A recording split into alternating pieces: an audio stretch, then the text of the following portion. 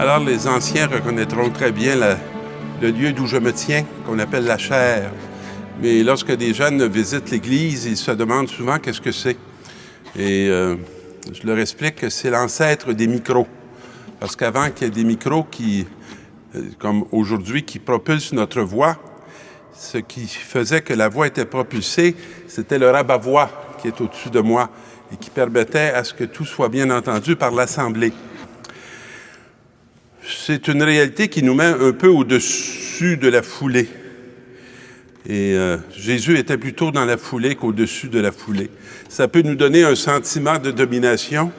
C'est pourquoi je préfère de beaucoup prêcher d'en bas. Je n'ai jamais eu à prêcher vraiment de ce lieu-ci, mais je suis quand même content de faire connaître cette réalité-là à ceux qui la découvrent.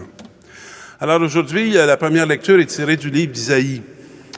Et broyé par la souffrance, le serviteur a plu au Seigneur. Alors, ce qui plaît au Seigneur, c'est pas qu'il est broyé par la souffrance, mais c'est l'attitude de ce serviteur. Mais s'il fait de sa vie un sacrifice d'expiation, il verra sa descendance, il prolongera ses jours, par lui s'accompliront la volonté du Seigneur. Alors, c'est un mystère. Hein? Toujours, lorsqu'on aborde la question de la souffrance, on aborde toujours une question très sensible par rapport à la réalité, parce que nous, on expérimente dans la souffrance qu'on est comme rejeté, qu'on est abandonné, qu'on est oublié, qu'on subit une injustice. Mais un humain qui s'est protégé de toute souffrance n'est pas un humain qui facilement va être proche de ses semblables, parce qu'il y a toute une dimension qu'il va ignorer. Alors qu'un humain qui a fait la rencontre de Dieu dans sa souffrance sait très bien que Dieu est plus grand que sa souffrance et qu'à travers cette souffrance-là, il va voir s'accomplir, je dirais, une fécondité qui va déborder sur les générations qui le suivent et qui auront reçu de lui un signe important sur comment rester et demeurer debout lorsque la réalité, je dirais, nous agresse.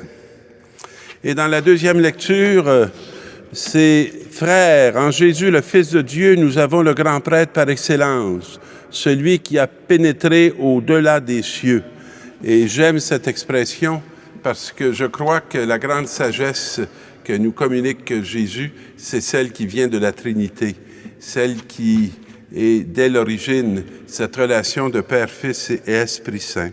Et ce qu'il nous offre, c'est cet amour même duquel on tient notre origine et dont le désir profond de Dieu a fait qu'il a appelé à l'existence ces petits êtres que nous sommes.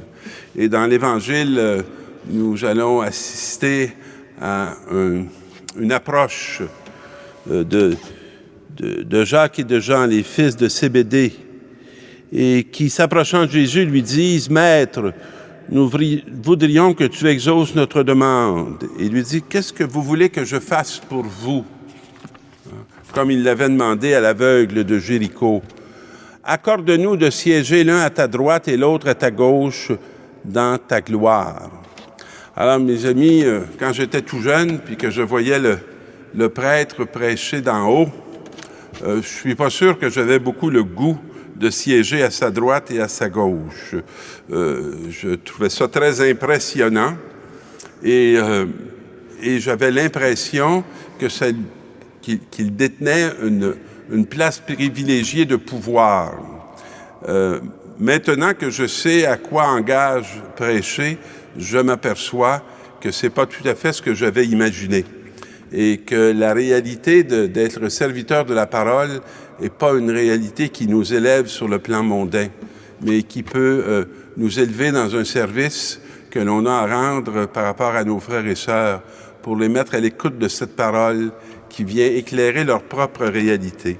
Et quand Jésus dit à ses fils, vous ne savez pas ce que vous demandez, alors eux, ils pensent pouvoir avoir une place privilégiée, alors que ceux qui seront à droite et à gauche lorsqu'il sera dans sa gloire, c'est le bon et le mauvais larron. Et la gloire de Jésus, elle va être signifiée d'abord sur la croix. ce que ne désiraient pas en profondeur à ce moment-là les fils de Zébédée. Alors Jésus leur dit, voulez-vous boire à la coupe que je vais boire, recevoir le baptême dans lequel je vais être plongé? Et ils lui disent, nous le voulons. Alors ils sont encore aveuglés parce qu'ils ne comprennent pas vraiment de ce que Jésus est en train de leur dire.